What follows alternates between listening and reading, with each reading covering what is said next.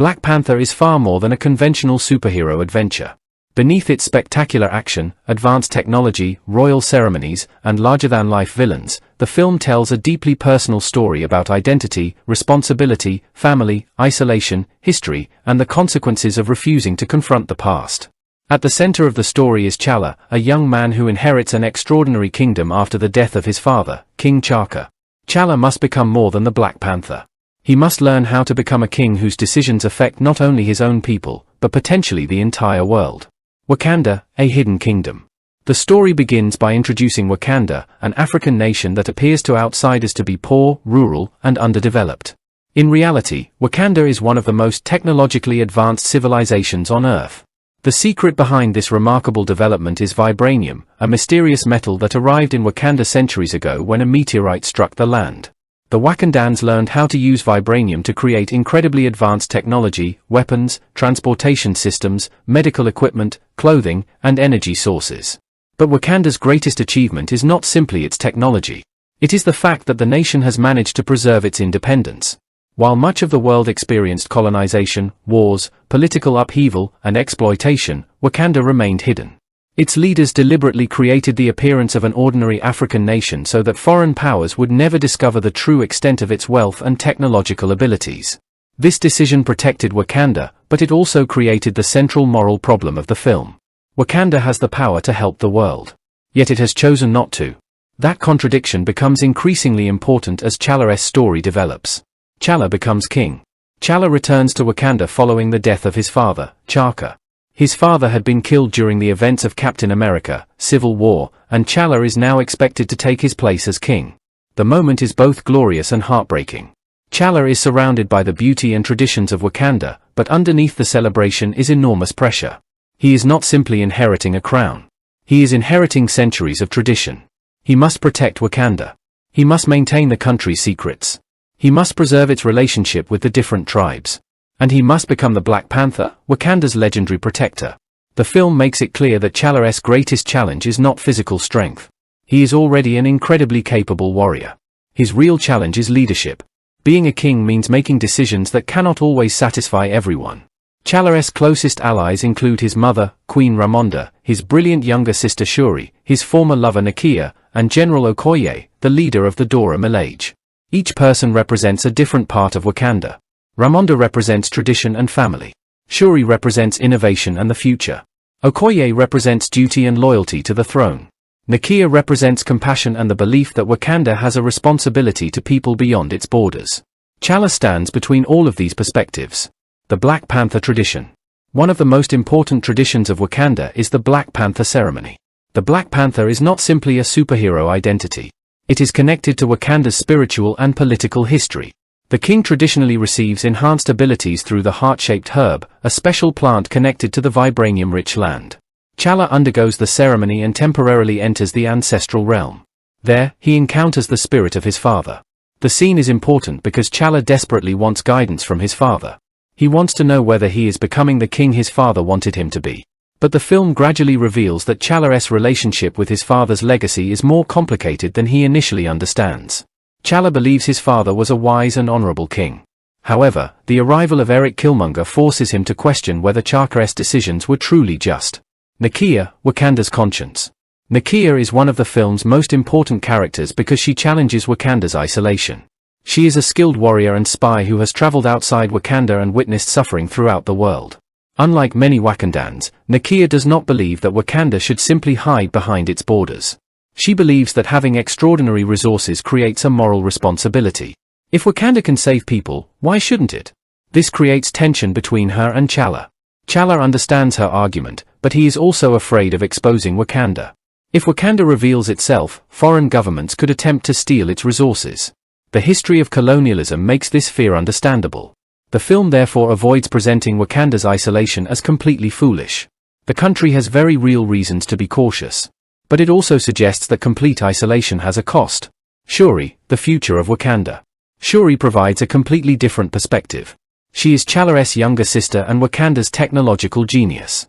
Her laboratories are filled with advanced inventions that seem decades or even centuries ahead of the rest of the world. She creates and improves T'Challa's Black Panther suit, develops sophisticated transportation systems, and creates medical technology capable of saving lives. But Shuri is not portrayed as a stereotypical scientist who only exists to explain technology. She is funny, confident, energetic, and rebellious. Her relationship with T'Challa also gives the film warmth. She treats her brother like a normal person rather than an untouchable king. This is important because T'Challa is constantly surrounded by people who bow to his authority. Shuri doesn't. She jokes with him. She challenges him. She makes fun of his clothes. And she reminds the audience that beneath the crown, T'Challa is still her brother. Eric Killmonger arrives. The story changes dramatically when Eric Killmonger enters the picture. Killmonger is not simply another villain who wants power. His connection to Wakanda is deeply personal. He is actually N'Jadaka, the son of T'Challa's uncle, Prince Nyobu. Years earlier, Nyobu had secretly lived in Oakland, California, where he became increasingly frustrated with Wakanda's refusal to help oppressed black communities around the world. He believed Wakanda was selfishly protecting its wealth while other people suffered. Nyobu eventually became involved in a plan involving vibranium weapons. Chaka discovered what his brother was doing.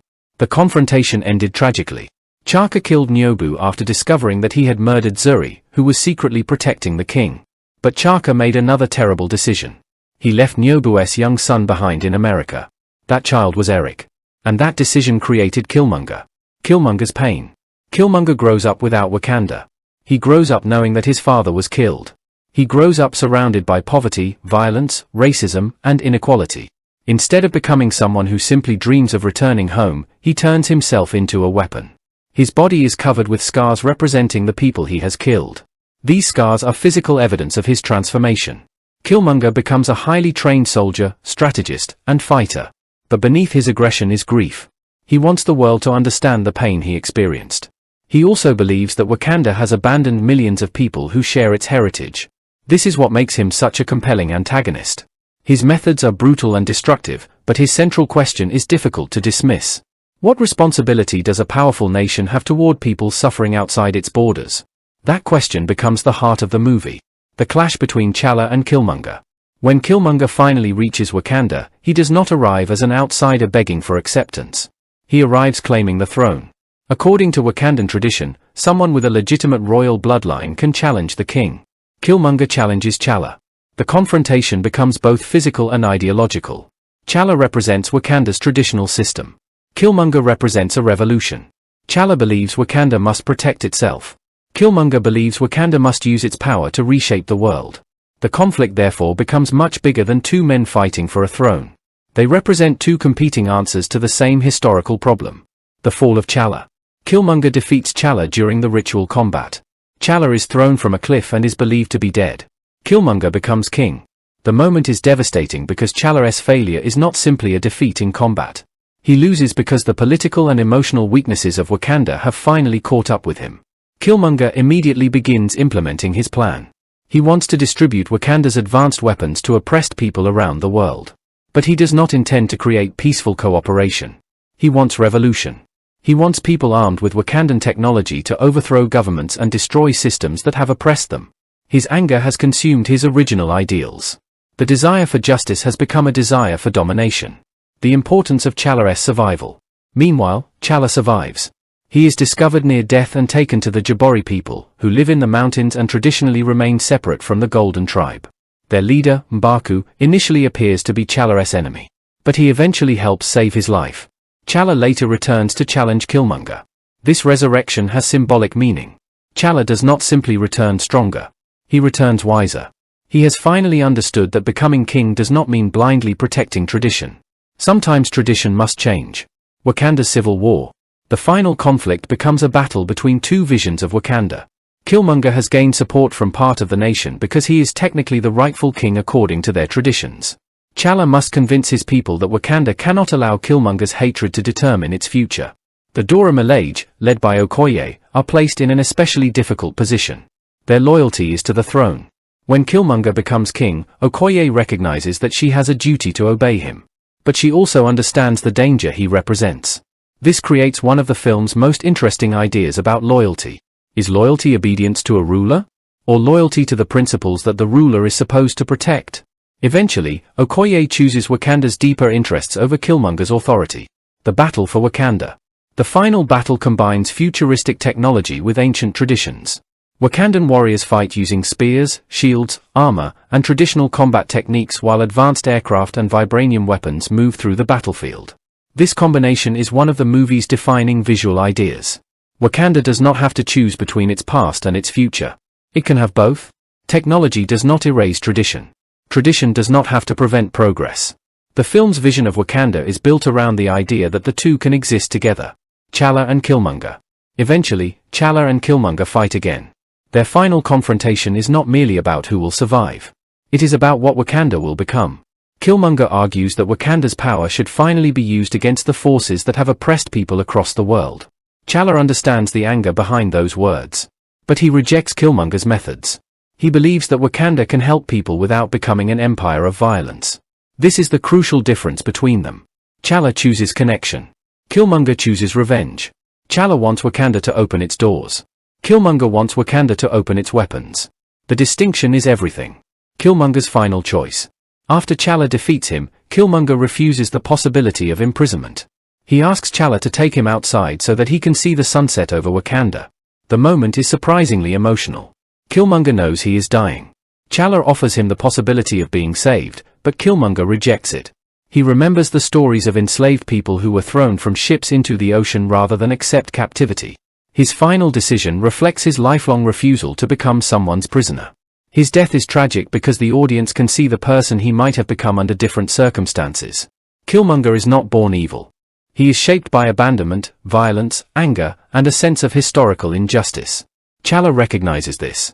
And his relationship with Killmonger forces him to confront his family's past. T'Challa learns from his enemy. The greatest change in T'Challa happens after the battle. He realizes that Wakanda's old policy cannot continue. His father's decision to hide Wakanda from the world may have protected the country, but it also meant that people who could have been helped were left alone. T'Challa decides to change that. This is where the hero's journey becomes complete. At the beginning, T'Challa wants to preserve his father's legacy. By the end, he understands that honoring his father does not mean repeating every decision he made. A true successor must have the courage to correct the mistakes of previous generations. Wakanda opens its doors. The film concludes with Wakanda beginning to reveal itself to the outside world. T'Challa establishes a Wakandan outreach center in Oakland. This location is especially significant because Oakland was connected to Killmonger's childhood and his father's life. The place that once represented abandonment becomes a symbol of connection. Wakanda will now use its resources to educate, assist, and empower people beyond its borders. This does not mean Wakanda suddenly gives away everything. Instead, it begins building relationships. The message is that isolation is not the only way to survive. A powerful society can protect its identity while still contributing to the wider world. The meaning of Black Panther. One of the strongest themes in Black Panther is identity. T'Challa is simultaneously a son, king, warrior, brother, African leader, and superhero. He has to learn how to balance all of these identities. Killmonger also struggles with identity. He is Wakandan by blood but American by upbringing. He feels rejected by the country that should have been his home. This difference between them is crucial. T'Challa has too much connection to Wakanda. Killmonger feels he has been denied connection to it. Their conflict becomes a story about belonging. Who gets to claim a homeland? What happens when history separates families? And what happens when someone spends their entire life trying to return to a place they were never allowed to know? Tradition versus progress. The film constantly places tradition and technology next to each other. Wakanda has ancient ceremonies but futuristic laboratories. Its warriors use traditional weapons alongside advanced technology. Its kings are chosen through ancient rituals while its scientists develop revolutionary inventions. This suggests that progress does not require abandoning cultural identity. The film presents a future where African traditions are not obstacles to advancement. Instead, they are part of the foundation of an advanced society. Isolation versus responsibility. Perhaps the most important political idea in the film is Wakanda's isolation. For generations, Wakanda has protected itself by hiding. That strategy worked. But the film asks whether survival is enough. A country can be safe while others suffer. A society can be wealthy while neighboring societies struggle. A nation can possess the technology to solve enormous problems while choosing not to use it. T'Challa eventually recognizes that power creates responsibility. But the film does not completely endorse Killmonger's approach either. His anger is understandable. His violence is not. The solution is therefore somewhere between complete isolation and violent revolution. Family and the burden of the past. Family is another major theme. T'Challa spends much of the film trying to understand his father's legacy. Eventually he discovers that T'Chaka made a terrible mistake by abandoning his nephew. That single decision shaped an entire generation. Killmonger's life becomes evidence of the consequences. The film therefore suggests that the past does not disappear simply because people refuse to talk about it. Unresolved wounds eventually return. For Wakanda, Killmonger is the past returning in human form. The women of Wakanda. The film is also notable for giving its female characters enormous importance. Okoye is not simply a supporting warrior. She is one of Wakanda's strongest fighters and a central military leader. Nakia is intelligent, courageous, and morally independent. Shuri is one of the most brilliant scientists in the Marvel Universe. Queen Ramonda provides emotional and political strength. These characters do not exist merely to support T'Challa. They influence decisions, challenge him, fight alongside him, and help determine Wakanda's future. This gives the kingdom a sense of depth. The cultural importance of the film. The film's cultural significance became one of the biggest parts of its legacy. For decades, mainstream superhero cinema often presented heroes from relatively limited cultural backgrounds. Black Panther offered audiences a major superhero world deeply inspired by African cultures, languages, clothing, music, architecture, mythology, and history. Wakanda became a fictional place where African identity and futuristic imagination could exist together. Its success demonstrated that audiences around the world were eager for stories centered on characters and cultures that had often been underrepresented in major blockbuster cinema. The film's impact therefore extended beyond its superhero story. It became a cultural event. Chadwick Boseman's T'Challa. Chadwick Boseman's performance gives T'Challa a distinctive personality. He does not play the character as an arrogant superhero. Instead, T'Challa is thoughtful, controlled, compassionate, and sometimes uncertain. His strength comes from restraint. Even when he becomes furious, he tries to maintain his dignity. That makes his transformation meaningful. He begins as a young king trying to continue an established system. He ends as a leader willing to change it. Boseman's portrayal became especially meaningful after his death in 2020. His performance in the film gained additional emotional weight because audiences came to associate him strongly with T'Challa's dignity and humanity. Ryan Coogler's direction. Ryan Coogler approaches the superhero material with a strong sense of character and social themes. The action scenes are important, but they are not the entire purpose of the movie. The best moments are often conversations between characters. The conflict between T'Challa and Killmonger is powerful because both characters believe they are responding to real injustice. The film also gives Wakanda a distinctive visual identity. It does not look like an ordinary fictional kingdom. It feels like a civilization that has developed according to its own history. Music and visual identity. The soundtrack and score contribute heavily to the film's atmosphere. The music combines orchestral superhero sounds with African musical influences and contemporary hip-hop. This helps connect Wakanda's ancient heritage with its futuristic identity. The costumes also communicate character and culture. Different tribes have distinct visual styles, while the royal family and Dora Milaje have their own recognizable identities. The result is a world that feels culturally specific rather than generic. The larger legacy. Black Panther became one of the most successful superhero films ever released and received major recognition from the film industry.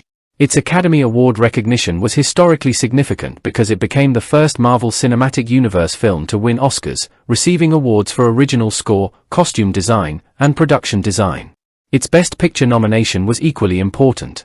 The film demonstrated that a superhero movie could compete seriously in major awards conversations while also functioning as a massive commercial blockbuster.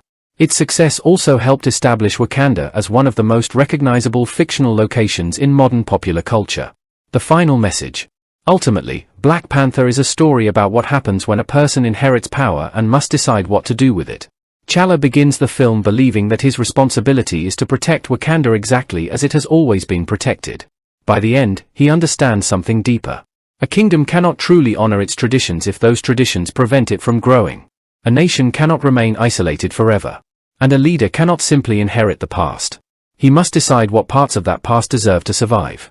Killmonger represents the destructive consequences of abandonment. T'Challa represents the possibility of healing. The two characters are connected by the same history but arrive at completely different conclusions. Killmonger believes pain must be answered with power. T'Challa learns that pain must be answered with responsibility. That is why the ending feels larger than a simple superhero victory. The real victory is not T'Challa defeating Killmonger. It is T'Challa recognizing that Wakanda itself must change. The hidden kingdom that once survived by closing its doors begins opening them. The king who once wanted to protect his father's legacy begins creating his own. And the family that once buried its mistakes finally begins confronting them. In the end, Black Panther presents heroism not merely as the ability to defeat an enemy, but as the courage to recognize one's own mistakes and build something better from them. Wakanda's greatest power was never simply vibranium. Its greatest power was the possibility of choosing what kind of society it wanted to become. And T'Challa's greatest achievement was not becoming the strongest warrior in Wakanda. Long before T'Challa became the Black Panther, long before Wakanda became one of the most technologically advanced civilizations on Earth, and long before Eric Killmonger returned to challenge the throne, the story of Wakanda began with a mysterious gift from the sky. Thousands of years before the modern world knew anything about Wakanda, a massive meteorite crashed into the African continent. Inside that meteorite was vibranium, an extraordinary metal unlike anything else on Earth. It could absorb and redirect kinetic energy, withstand enormous forces, and eventually become the foundation of an entire civilization. But vibranium did not immediately bring peace. 5 African tribes fought over the territory surrounding the meteorite. Each group wanted control of this miraculous resource, and their struggle threatened to destroy them all. During this period of conflict, one warrior discovered something extraordinary. He consumed a mysterious plant known as the heart-shaped herb, which had been changed by its exposure to vibranium. The plant transformed him. He gained extraordinary strength, speed, agility, reflexes, endurance, and heightened senses. He became the first Black Panther, a warrior chosen to protect the people and guide their future. The warrior eventually used his newfound power not simply to defeat his enemies, but to unite them. Most of the tribes accepted his leadership and formed the nation of Wakanda. Only one tribe refused. The Jabari tribe separated themselves from the others and established their own society in the mountains. This ancient beginning is important because Wakanda is built on 2 seemingly opposite ideas, unity and division. The tribes unite to create a powerful nation, yet they never completely abandon their individual identities. Even centuries later, each tribe maintains its own traditions, clothing, beliefs, and leadership structures. This becomes extremely important when T'Challa eventually faces the greatest crisis of his life. Wakanda's greatest secret. Over thousands of years, the Wakandans discover how to manipulate vibranium and use it to transform almost every part of their society. While the rest of the world develops gradually, Wakanda advances at an astonishing speed. Its people develop futuristic transportation, advanced medical technology, energy weapons, artificial intelligence, protective suits, and communication systems.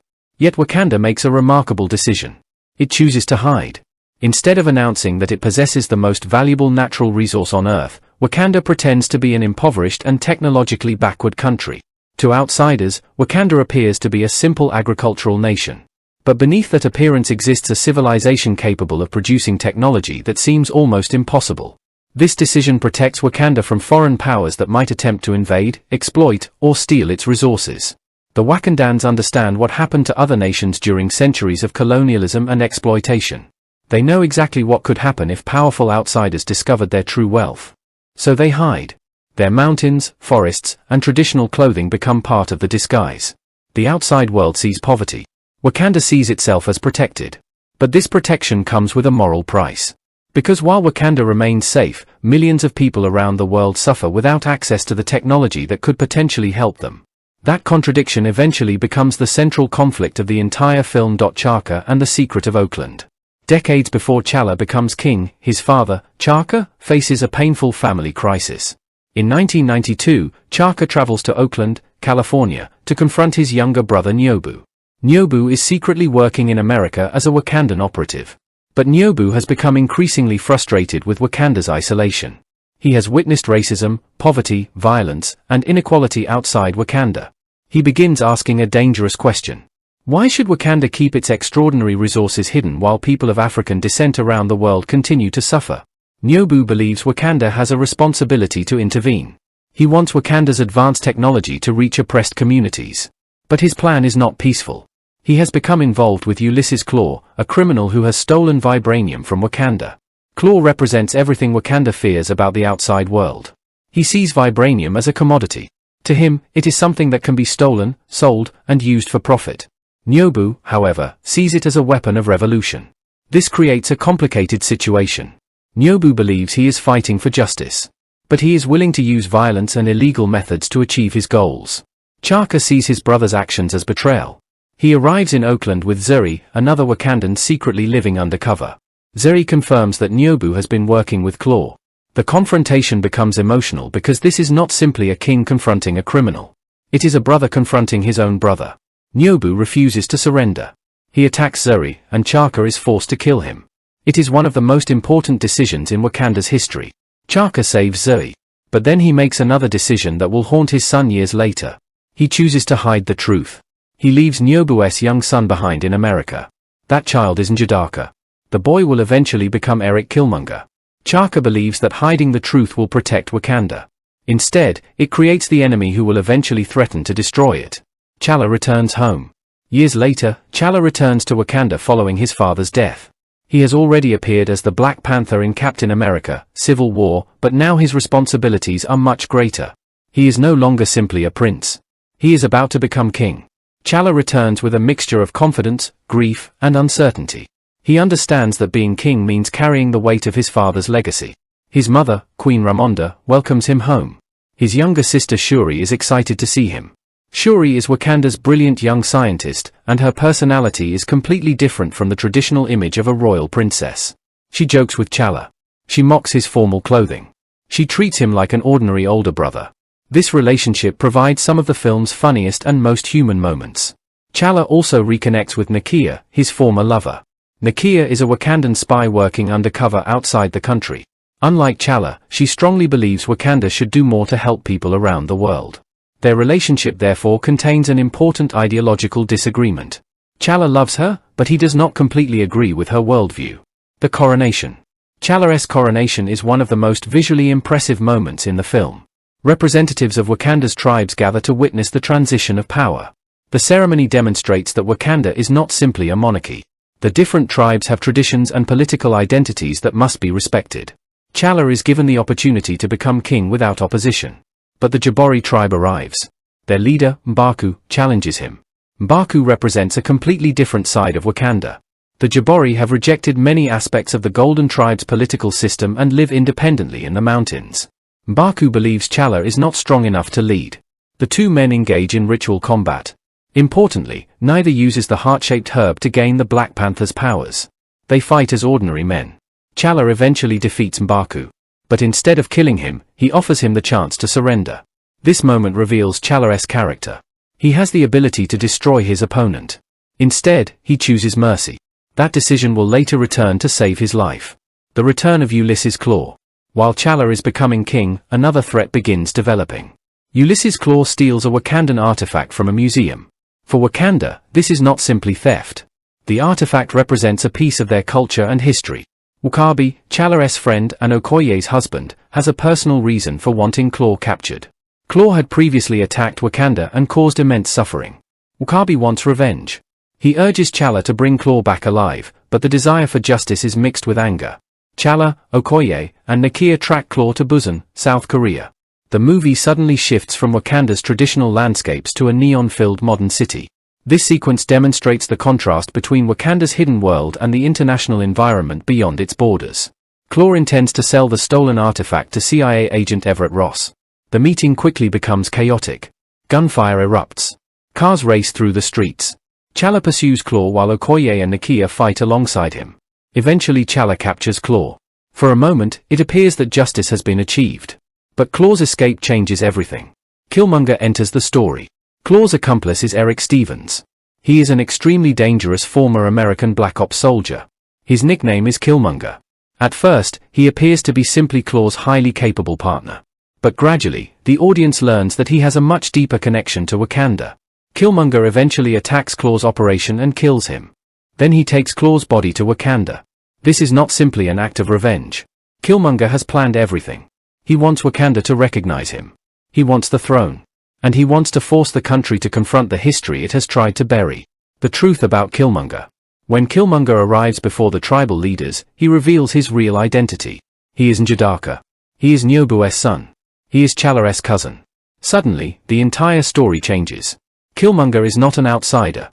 He has royal blood. He has a legitimate claim to Wakanda. But more importantly, he carries the emotional consequences of T'Chaka's decision. He grew up without his father. He grew up without Wakanda. He grew up wondering why the nation that could have helped him had abandoned him. His anger is therefore deeply personal. He does not merely want the crown because he wants power. He wants the crown because he believes it was stolen from his family. Killmonger's ideology. Killmonger believes Wakanda has been selfish. For centuries, Wakanda has watched the outside world suffer while protecting its own borders. He sees this as cowardice. His solution is radical. He wants Wakanda to distribute its weapons across the world. But his goal is not peaceful humanitarian assistance. He wants oppressed people to become armed revolutionaries. He wants them to overthrow governments and reshape the world through force. This makes Killmonger fascinating because his anger has a recognizable foundation. He is responding to genuine injustice. But his solution has become another form of violence.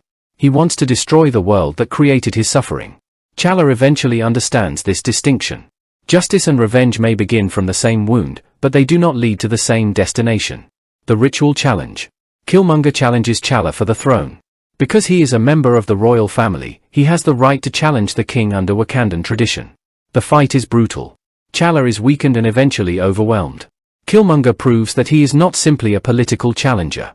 He is a terrifying warrior. During the battle, Zay tries to protect T'Challa. But Killmonger reveals that Zari was involved in his father's death. Zay admits the truth.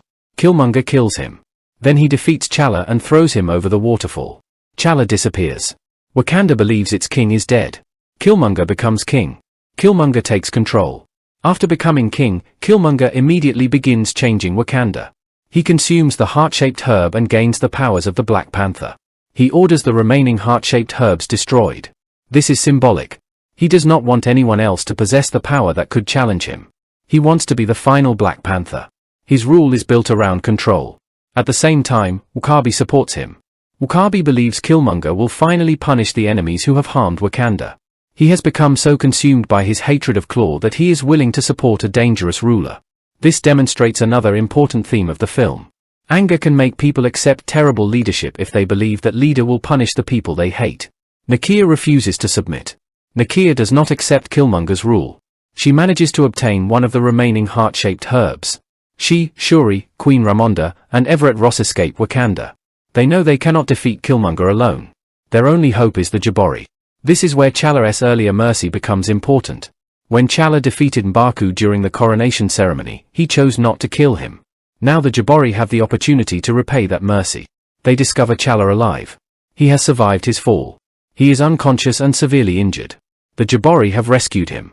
The king who once spared M'Baku's life is now given another chance to live because of that decision. This creates one of the film's strongest examples of how compassion can return to the person who offers it. T'Challa returns. T'Challa eventually awakens. Nakia uses the heart-shaped herb to restore his abilities. But T'Challa is not the same person who entered the waterfall. He now understands his father's failures. He understands Killmonger's pain. And he understands that Wakanda itself must change. He returns to challenge Killmonger. This time, the conflict is not simply about who deserves the throne. It is about what Wakanda will become. The battle for Wakanda. The final battle erupts across Wakanda. W'Kabi and his forces fight against T'Challa's allies. The Dora Milaje fight fiercely. Shuri joins the battle. Nakia fights alongside the warriors. The Jabari eventually arrive to support T'Challa. And Everett Ross uses Wakandan technology to remotely control an aircraft. This allows him to target the planes carrying Killmonger's vibranium weapons. Ross manages to destroy the aircraft before the weapons can be distributed around the world. This prevents Killmonger's global revolution from beginning. But the decisive conflict remains between T'Challa and Killmonger. T'Challa versus Killmonger. Their final confrontation takes place inside Wakanda's vibranium mines. This setting is symbolic. They are fighting directly above the resource that has shaped Wakanda's entire civilization. Vibranium created Wakanda's prosperity. It created the Black Panther tradition. It created Wakanda's technological superiority. It also created the temptation that has contributed to so much conflict. Now T'Challa and Killmonger fight surrounded by it. Killmonger wears an advanced Black Panther suit similar to T'Challa's. He has the same physical abilities. He has comparable training. And he has enormous motivation. But T'Challa has something Killmonger does not. He has learned to let go of hatred. The fight becomes increasingly intense. Eventually T'Challa finds an opening and disables Killmonger's suit. He strikes him with a vibranium weapon. Killmonger is mortally wounded. T'Challa could perhaps save him. But Killmonger refuses. He does not want to spend the rest of his life imprisoned. He would rather die free. The Wakanda sunset. T'Challa takes Killmonger outside. From there, Killmonger sees the Wakandan sunset. This is one of the most emotional moments of the movie because Killmonger finally sees the homeland he spent his entire life searching for. He had imagined Wakanda for years. He imagined its power. He imagined its people. He imagined the life that was taken from him. Now he is finally there. But he will never get to experience that life. His death is tragic because he represents a person who might have been different if he had been raised with love, family, and connection. T'Challa cannot erase Killmonger's suffering. But he can understand it. And that understanding becomes part of his transformation as king. The meaning of T'Challa's victory. T'Challa wins the physical battle. But more importantly, he rejects Killmonger's worldview without dismissing the pain that created it. He does not return to the old Wakanda. He decides to change it. This is what makes his victory meaningful. If T'Challa had defeated Killmonger and simply continued his father's policies, the story would have ended with nothing truly changing. Instead, Killmonger's challenge forces Wakanda to look at itself. The country must finally ask whether hiding is enough. T'Challa realizes that Wakanda can protect itself while also helping others. It can share knowledge without surrendering its identity. It can connect with the world without allowing the world to control it. Why the story is so powerful. At its heart, Black Panther is about the consequences of choices made by previous generations. T'Chaka believed he was protecting Wakanda when he abandoned Jadaka. But that decision created Killmonger. Killmonger believed he was correcting injustice when he planned to spread Wakandan weapons. But his methods threatened to create even more suffering. T'Challa stands between these two extremes. He learns from his father's mistakes without becoming controlled by them. He recognizes Killmonger's pain without accepting his violence. And he chooses a third path. That path is connection. The transformation of Wakanda. By the conclusion, Wakanda begins opening itself to the outside world. T'Challa establishes an outreach center in Oakland. This is one of the most meaningful locations possible because Oakland is where Nyobu lived and where Killmonger grew up. The place associated with abandonment becomes a place of opportunity. This is T'Challa's answer to Killmonger. He will not conquer the world. He will not abandon it either. He will help. Wakanda will use its knowledge and resources to create positive change. This represents a fundamental transformation in Wakandan philosophy. For centuries, its greatest priority was survival. Now it begins thinking about responsibility. The final meaning of Black Panther. The story of Black Panther ultimately asks a difficult question. What should a powerful society do when it has the ability to help people beyond its borders? Wakanda has enormous power. Its leaders could have remained hidden forever. But T'Challa realizes that power without responsibility can become another form of injustice. Killmonger sees the same problem and chooses revenge. T'Challa chooses cooperation. That difference defines the two characters. Killmonger wants to make the world pay for what happened to him. T'Challa wants to make sure that future generations do not experience the same abandonment. The ending therefore represents more than the defeat of a villain. It represents the beginning of a new Wakanda. A Wakanda that still values its traditions. A Wakanda that still protects its people. A Wakanda that still remembers its history. But now, it is willing to share its knowledge with the world. And that is ultimately T'Challa's greatest achievement. He does not simply become a powerful Black Panther. He becomes a king capable of learning from history. He understands that strength is not measured only by how effectively a person can defeat an enemy. Sometimes true strength means having the courage to admit that your own family made mistakes. Sometimes it means listening to an enemy whose methods you reject. Sometimes it means opening the doors that previous generations kept closed. And sometimes it means transforming pain into something constructive instead of allowing pain to create another cycle of violence. That is why the story of Black Panther remains so powerful. The superhero battles are spectacular, but the deepest conflict happens inside Wakanda itself. The real battle is between isolation and responsibility, tradition and progress, justice and revenge, fear and courage. T'Challa wins because he learns that protecting Wakanda does not require Wakanda to disappear from the world. Black Panther is often remembered for its spectacular action, futuristic Wakandan technology, unforgettable costumes, powerful music, and emotional conflict between T'Challa and Killmonger. But one of the biggest reasons the film works so well is its extraordinary collection of characters. Every major character represents a different idea about Wakanda, its traditions, its future, and its relationship with the outside world. At the center is T'Challa, a young king who has inherited enormous responsibility. Opposite him is Eric Killmonger, a man whose anger comes from being separated from the country that should have been his home. Between them are characters such as Nakia, Okoye, Shuri, and Everett Ross, each bringing a different perspective to the story. The performances are especially important because these characters are not simply superheroes and villains. They are people dealing with family, loyalty, history, identity, love, political responsibility, and painful choices. T'Challa, a king learning what leadership really means. Chadwick Boseman plays T'Challa, the central hero of the film and the king of Wakanda. T'Challa is already an impressive character when the movie begins. He has extraordinary physical abilities because of the heart-shaped herb, and he is trained as a warrior. He can fight highly skilled opponents, move with incredible speed, survive enormous impacts, and use advanced Wakandan technology. But physical strength is not his greatest challenge. His greatest challenge is leadership. T'Challa inherits the throne after the death of his father, T'Chaka. His father was not simply a parent. He was the king and the symbol of Wakandan tradition. This means T'Challa is constantly trying to understand what kind of ruler he should become. Should he follow exactly what his father did? Should he preserve Wakanda's isolation? Should he listen to the younger generation? Should he open Wakanda to the world? These questions become more important when Killmonger arrives. Boseman's portrayal gives T'Challa a quiet dignity. He does not behave like a loud or arrogant superhero. He ends it as a leader who understands that kingship means accepting responsibility for the past while building a different future. Chadwick Boseman's preparation. Boseman approached T'Challa with enormous seriousness. He worked on the character's Wakandan accent with a dialect coach and trained physically to maintain the powerful appearance required for the role. He also studied African history and influential African figures. His preparation was not limited to learning how to fight or look like a superhero. He explored historical personalities and cultural influences to help create a character who felt connected to a larger African identity. He visited South Africa and studied figures such as Shaka Zulu, Patrice Lumumba, and Nelson Mandela. He also explored the work of Fela Kuti and studied African martial traditions. This preparation helped Boseman make T'Challa feel like someone who belonged to Wakanda rather than simply a modern American actor wearing a fictional African costume. That distinction is crucial. T'Challa has his own political culture, traditions, language, and worldview. Boseman's performance communicates this through his posture, voice, facial expressions, and controlled movements. The result is a hero who feels regal without becoming distant. The Black Panther suit. T'Challa's Black Panther suit is one of the film's most recognizable visual elements. Unlike a conventional superhero costume, the suit feels connected to Wakandan culture and advanced technology simultaneously. It is sleek and powerful, but it also reflects the idea that Wakanda has developed technology without abandoning its traditions.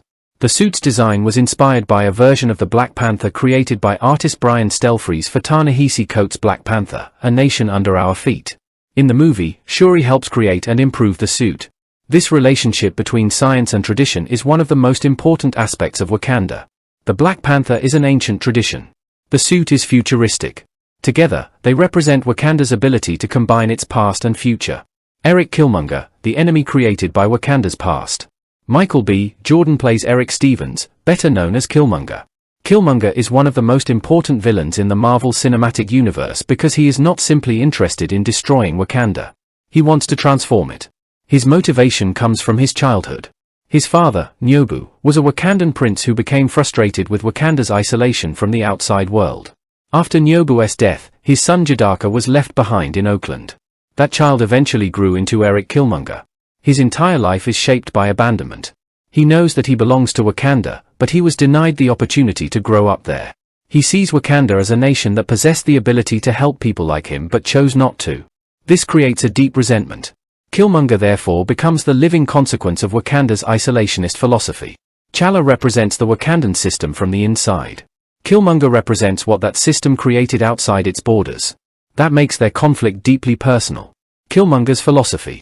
Killmonger believes Wakanda has been selfish. He sees its enormous technological power and asks why it was not used to help oppressed people around the world.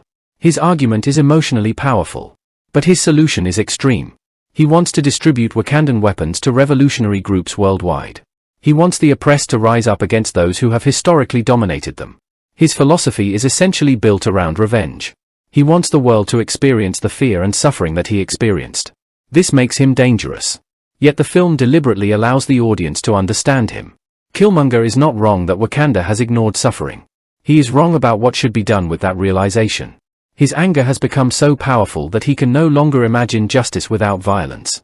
Michael B. Jordan's preparation. Michael B. Jordan wanted to play a villain for some time, and he approached Killmonger with considerable preparation. He studied figures such as Malcolm X, Marcus Garvey, Huey P. Newton, Fred Hampton, and Tupac Shakur. These influences helped him understand the political anger and revolutionary energy behind the character. He also studied Heath Ledger's performance as the Joker in The Dark Knight. But Killmonger is very different from the Joker. The Joker represents chaos. Killmonger represents a political grievance that has become radicalized. Jordan reportedly viewed the relationship between Killmonger and T'Challa in a way comparable to the ideological opposition between Magneto and Professor X. That comparison is useful because both relationships involve characters who share a broader goal but disagree fundamentally about how to achieve it. Killmonger is strategic, patient, highly trained, and extremely intelligent. He does not simply attack Wakanda blindly. He studies its political system. He understands its traditions. He knows that if he can establish his royal identity, he can challenge T'Challa legitimately. That makes him particularly dangerous. Killmonger's physical appearance. Killmonger's body tells part of his story. The scars across his chest and torso represent his history of killing. Each scar becomes a physical reminder of the violence he has experienced and committed. His appearance therefore communicates something that dialogue alone could not. He has turned his body into a record of his past. The hairstyle also gives him a distinctive identity. His dreadlocks create a modern interpretation of the character's comic book appearance while fitting the film's broader cultural aesthetic. The makeup process was extremely demanding. Jordan had numerous individual prosthetic pieces applied to create Killmonger's scars, requiring significant time both to put on and remove. This demonstrates the level of physical transformation involved in creating the character. Killmonger does not look like someone who simply walked into a costume department. Nakia as a warrior. Nakia is also an extremely capable fighter. Lupita Nyong'o trained in multiple martial arts disciplines, including judo, jiu-jitsu, silat, and Filipino martial arts. This training gives Nakia credibility as someone who belongs in Wakanda's dangerous missions. But what makes her interesting is that her greatest strength is not simply combat. It is empathy. She can fight, but she also understands why people need help. This combination makes her one of the film's most important characters. Okoye, loyalty, tradition, and duty. Danai Gurira plays Okoye, the leader of the Dora Milaje. Okoye is one of Wakanda's most traditional characters. She believes strongly in Wakandan customs and is deeply loyal to the throne. The Dora Milaje are an elite all-female force responsible for protecting the king. Okoye's dedication to her country is absolute. But the film eventually places that loyalty under enormous pressure. When Killmonger takes the throne, Okoye technically has a duty to obey the new king. This creates one of the most interesting internal conflicts in the story. What happens when the person sitting on the throne is no longer worthy of loyalty? Okoye has to determine whether loyalty means following whoever holds power or protecting Wakanda's deeper principles. Her eventual decision demonstrates that true loyalty is not blind obedience. It is loyalty to the nation and its people. Okoye's personality. Okoye is serious, disciplined, and proud. But she also has a surprisingly strong sense of humor. Her relationship with W'Kabi creates additional emotional tension. She loves her husband, but she loves Wakanda too. When W'Kabi chooses to support Killmonger, Okoye is forced to confront the possibility that the person she loves has chosen the wrong side. This gives her final confrontation with him emotional weight. She does not defeat a random enemy. She stands against someone she personally loves because she believes Wakanda's future is more important. Danai Gurira's physical preparation. Gurira's previous experience playing Mikan in The Walking Dead helped her develop strong physical instincts, but she approached Okoye as a distinct character. Okoye is not simply another sword-wielding warrior. She is part of Wakanda's intelligence and security structure. Her responsibilities include information, strategy, protection, and political awareness. Her shaved head and distinctive head markings also contribute to her visual identity. The daily preparation required to apply the character's markings demonstrates how much attention was given to creating the visual language of Wakanda. Everett K. Ross, the outsider who learns the truth. Martin Freeman plays Everett K. Ross, a CIA agent who becomes connected to T'Challa's story. At first, Ross represents the outside world. He has no idea that Wakanda is actually a technologically advanced superpower. He assumes he understands the geopolitical situation. But his understanding changes dramatically when he enters Wakanda. This is why Ross's character is useful. He allows the audience to experience Wakanda partly through the eyes of an outsider. When Ross sees the advanced technology, transportation, medicine, and weapons, he realizes that almost everything he believed about Wakanda was wrong. His journey is therefore an educational one. He starts as someone who sees Wakanda from the outside. He ends as someone who understands its extraordinary potential. Ross is more than comic relief. In some versions of the Black Panther comics, Everett Ross can function as a humorous outsider. The film retains some humor through him, but presents him as a capable intelligence officer. He is able to analyze situations quickly. He helps T'Challa when necessary. And during the final battle, he plays an important role by remotely piloting a Wakandan aircraft and destroying the weapons that Killmonger plans to send around the world. This is significant because Ross does not simply watch the heroes fight. He contributes directly to saving Wakanda and preventing the global distribution of weapons. His relationship with T'Challa therefore becomes a symbol of cautious cooperation between Wakanda and the outside world. The characters as different visions of Wakanda. The film's characters can be understood as different philosophies. T'Challa represents evolution. Killmonger represents revolution.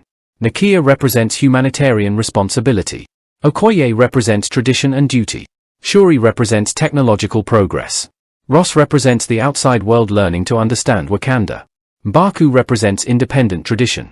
W'Kabi represents loyalty transformed into anger. Ramonda represents family and continuity. These characters create a political and emotional ecosystem. The story would be much weaker if everyone agreed about Wakanda's future. Instead, almost every important character has a different opinion. That makes the conflict feel genuine. T'Challa and Killmonger, two men shaped by the same family. The relationship between T'Challa and Killmonger is the emotional heart of the film. They are cousins. Both are descendants of Wakandan royalty. Both are highly intelligent. Both are powerful warriors. Both care deeply about Wakanda. But they grew up in completely different environments. T'Challa grew up surrounded by family, culture, tradition, and privilege. Killmonger grew up separated from his homeland, carrying the pain of his father's death. T'Challa inherits Wakanda. Killmonger spends his life trying to reclaim it. This difference explains almost everything about them. T'Challa sees Wakanda as home. Killmonger sees Wakanda as the home that abandoned him. That is why Killmonger does not merely want to defeat T'Challa. He wants to replace him. He believes T'Challa represents everything wrong with the old system. The tragedy of Killmonger.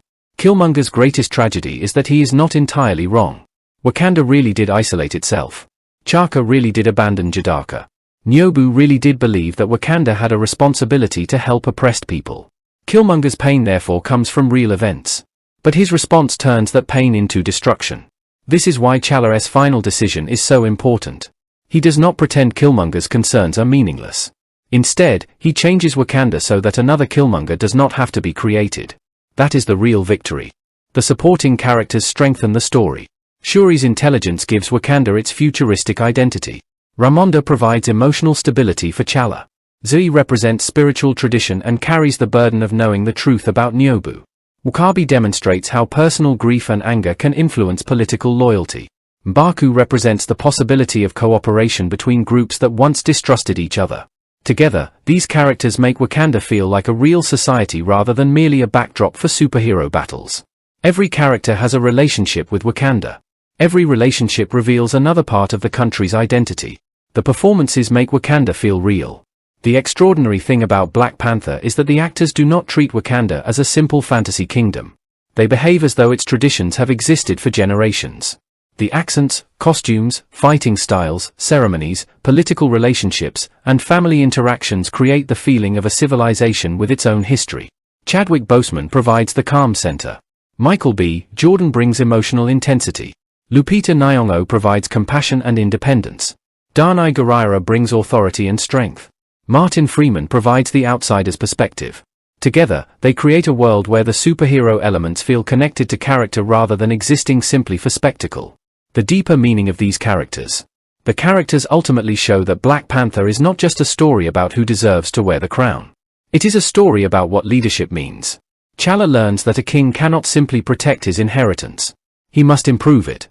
Killmonger demonstrates what happens when a person grows up feeling completely abandoned by the people who should have protected him. Nakia demonstrates the importance of compassion. Okoye demonstrates the difference between loyalty and blind obedience.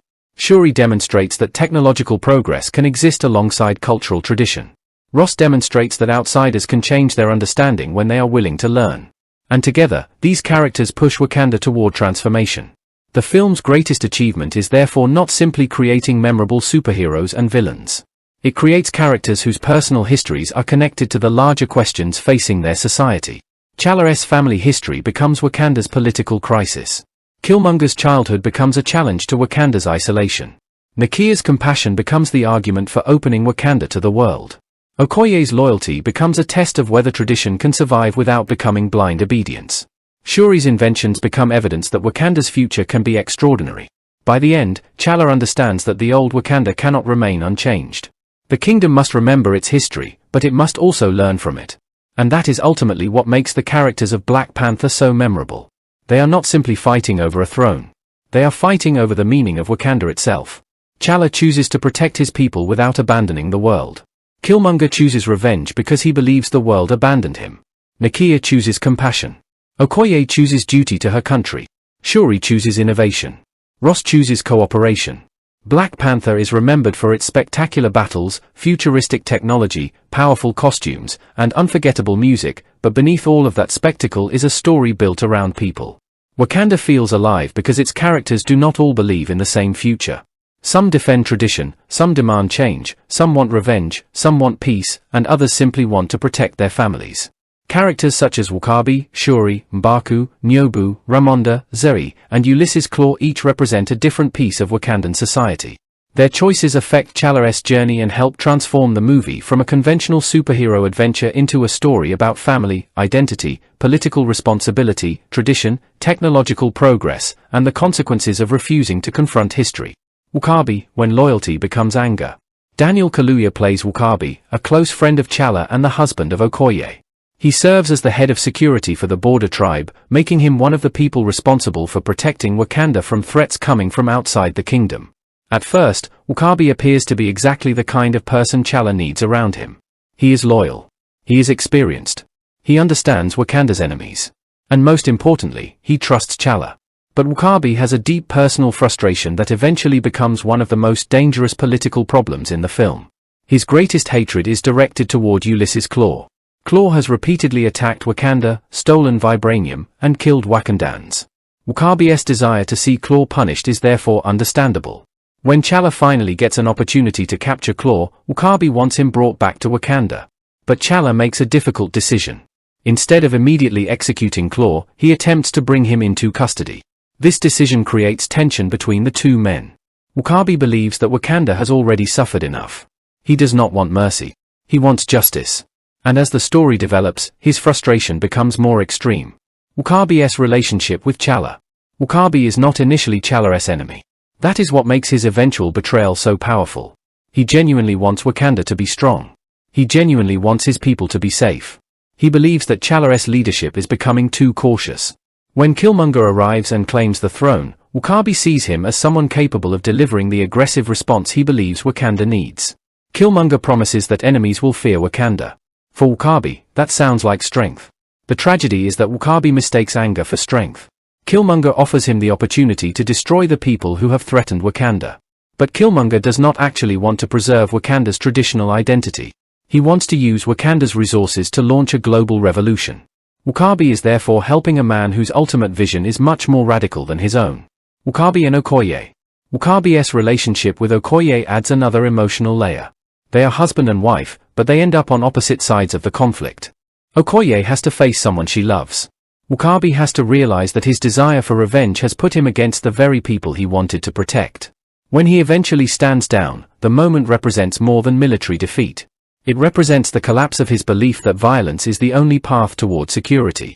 Daniel Kaluuya gives W'Kabi a grounded intensity. His performance allows the character's transformation to feel believable rather than sudden. W'Kabi does not wake up one morning and decide to become evil. His anger slowly pushes him toward the wrong leader. That makes him one of the film's more tragic supporting characters. Shuri, the future of Wakanda. Letitia Wright plays Shuri, T'Challa's younger sister and Wakanda's brilliant technological genius. Shuri is one of the most energetic characters in the entire film. While T'Challa represents Wakanda's political leadership and traditional warrior culture, Shuri represents its scientific future. She is responsible for designing and improving much of Wakanda's technology. Her laboratory is filled with inventions that seem centuries ahead of the outside world. She works with vibranium and transforms it into practical technology. Her inventions include advanced transportation systems, communication technology, weapons, medical equipment, and improvements to the Black Panther suit. But Shuri is not portrayed as a stereotypical serious scientist. She is funny. She is playful. She teases her older brother. She questions traditions. She is not impressed by T'Challa's royal status when she thinks he is being old-fashioned. This gives their sibling relationship enormous charm. Shuri and T'Challa. One of the best aspects of Black Panther is the relationship between Shuri and T'Challa. T'Challa is the king. Shuri does not care. To her, he is still her older brother. She can make fun of him. She can criticize his clothes. She can challenge his decisions. And she can introduce new technology without worrying about whether the king thinks it looks impressive. Their relationship makes Wakanda feel like a family rather than a distant royal institution. But Shuri also represents something much bigger. She represents a generation that does not want Wakanda to remain trapped in the past. She respects Wakandan culture, but she does not believe tradition should prevent innovation.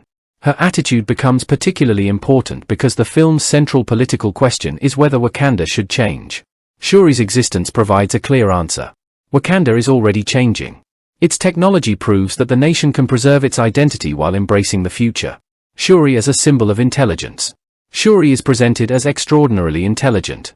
The filmmakers describe her as one of the smartest people in the Marvel Universe, even being compared favorably with Tony Stark. But what makes her interesting is that her intelligence is not used only for exposition. Her inventions directly affect the story. When T'Challa needs a new suit, Shuri creates it. When Ross is badly injured, Shuri's technology helps save him. When the final battle requires advanced aircraft and weapons, Wakandan technology becomes essential. Her scientific work is therefore part of the plot rather than decoration. She also challenges the traditional image of a superhero. T'Challa can fight. Shuri can build. Both abilities are equally important. Shuri as a role model. Letitia Wright described Shuri as someone innovative in both spirit and mind. That quality makes her particularly meaningful as a character for young viewers. She is a young black girl who is not waiting for someone else to invent the future. She is creating it herself. She does not need to become a warrior to be powerful. Her intelligence is her superpower. Her laboratory is effectively her battlefield. Instead of defeating enemies with physical strength, she defeats limitations with imagination. This is one of the reasons Shuri became such a memorable character after the film's release. M'Baku, tradition standing against change. Winston Duke plays M'Baku, leader of the Jabari tribe. M'Baku is one of the most fascinating characters because he begins as an opponent of T'Challa but eventually becomes one of his most important allies. The Jabari live in the mountains of Wakanda. They are culturally distinct from the other Wakandan tribes and have traditionally resisted aspects of the country's mainstream leadership. M'Baku believes deeply in tradition. He thinks Wakanda has become too dependent on technology. He respects the old ways. He believes that progress should never mean abandoning one's roots. This makes him an interesting contrast to Shuri. Shuri looks toward the future. M'Baku looks toward the past. Yet neither character is presented as completely right or wrong. Both have something valuable to contribute. The challenge for the throne. M'Baku challenges T'Challa during the coronation ceremony. This is not simply a personal insult. It is part of Wakanda's political tradition. The challenge gives T'Challa an opportunity to prove himself. M'Baku is physically intimidating and extremely skilled. He does not fear T'Challa. During their fight, T'Challa eventually gains the upper hand. But instead of killing M'Baku, he offers him the chance to surrender. That decision becomes extremely important later. T'Challa's mercy creates a relationship that eventually saves his life. After Killmonger defeats T'Challa and leaves him for dead, the Jabari find him. They choose to help him. Why? Because T'Challa once showed mercy to M'Baku. The decision that appeared insignificant during the coronation eventually becomes one of the reasons T'Challa survives. This is an important lesson in leadership. Mercy is not weakness. Sometimes compassion creates alliances that strength alone could never create. M'Baku and the Jabari. The Jabari are intentionally different from the other Wakandans. Their language, clothing, architecture, and lifestyle establish them as a distinct cultural group. Winston Duke spoke Igbo for the character, while other Wakandans primarily use Xhosa. This helps emphasize that Wakanda is not culturally uniform. It contains different traditions and identities. M'Baku's worldview is also shaped by this independence. He wants to preserve what makes the Jabari unique. Yet when Wakanda is threatened, he eventually recognizes that isolation is no longer enough. His decision to help T'Challa demonstrates that tradition and cooperation can exist together, moving beyond the man-ape concept. In the comics, M'Baku is associated with the name man-ape. The filmmakers chose not to use that identity because of its racial implications when applied to a black character. Instead, they adapted the concept around the Jabari's relationship with gorilla symbolism and their worship of gorilla gods. This preserves the thematic connection while avoiding an imagery choice the filmmakers considered problematic. The result is a character who feels much more culturally developed than a simple comic book villain. M'Baku becomes a leader with his own beliefs, community, and moral code. Nyobu, the father whose choices create the conflict. Sterling K. Brown plays Nyobu, the brother of Chaka and father of Killmonger. Although Nyobu appears only briefly, his decisions shape almost the entire story. He is a Wakandan prince living undercover in Oakland. His experience outside Wakanda changes his understanding of the world. He sees black communities suffering under poverty, discrimination, and oppression. And he begins to ask a painful question. Why does Wakanda possess the power to help but choose not to? Nyobu believes Wakanda should share its technological resources with people of African descent around the world. His intention is partly humanitarian. He wants to help people who have been historically oppressed. But he chooses a dangerous method. He works with Claw and becomes involved in plans involving stolen vibranium. His actions eventually put him in direct conflict with his brother, Chaka. Nyobu's tragic choice. Nyobu's tragedy is that his concerns are understandable, but his methods become dangerous. Chaka believes that revealing Wakanda's true identity could put the entire nation at risk. Nyobu believes that secrecy has become morally unacceptable. Neither brother can find a peaceful solution. The confrontation ends with Chaka killing Nyobu. But the greatest tragedy comes afterward. Chaka chooses to hide the truth. He leaves Nyobu's young son behind in America. That child grows up without understanding why his father died. And that child becomes Killmonger. In this way, Chaka's decision creates the crisis that T'Challa eventually has to solve. Nyobu is therefore not merely a supporting character. He is the origin of the movie's central political conflict. Ramonda, the Queen Mother and emotional foundation. Angela Bassett plays Ramonda, the mother of T'Challa and Shuri. Ramonda has a very different role from the warriors and scientists around her. She represents family, wisdom, emotional stability, and continuity. After Chaka's death, T'Challa loses the person he would normally turn to for guidance. Ramonda becomes one of his most important sources of advice. She understands what it means to be part of the royal family. She knows the traditions. She knows the emotional burden of leadership. But she also understands her son. This allows her to provide advice that is both political and personal. Ramonda as a mother. One of the film's most emotional elements is Ramonda's relationship with T'Challa. She sees him not only as king but as her son. When he faces danger, her fear is not simply the fear of a queen losing her ruler. It is the fear of a mother losing her child. The same is true of Shuri. Ramonda's strength comes from the fact that she remains composed even when her family is falling apart. When Killmonger takes control, Ramonda becomes determined to protect what remains of her family. She helps Shuri and Nakia escape. She refuses to surrender emotionally. Angela Bassett's presence. Angela Bassett brings enormous authority to the role. Her performance makes Ramonda feel like someone who could command a room without raising her voice. Her elaborate silver hairstyle and royal clothing reinforce the character's status. The film gives great attention to her appearance because Wakandan clothing is part of its storytelling. Ramonda looks regal, but her role is not simply ceremonial. She is a political advisor and a mother trying to guide her family through a national crisis. Zay, the spiritual keeper of Wakanda. Forrest Whitaker plays Zuri, an elder statesman and spiritual figure in Wakanda. Zay is the keeper of the heart-shaped herb. This gives him an important role in the Black Panther tradition. He represents the spiritual side of Wakanda. While Shuri represents science and technology, Zuri represents faith, memory, and ritual. The movie deliberately places these elements together. Wakanda has futuristic technology, but it also has ancient ceremonies. It has advanced aircraft, but it still maintains spiritual traditions. It has scientific knowledge, but it also believes in ancestral guidance. Zay stands at the center of that spiritual world. Zay's secret. Zay carries a painful secret. He was present when Chaka confronted Nyobu. He knows what really happened. He knows that Chaka killed his brother. He also knows that Njidaka was left behind.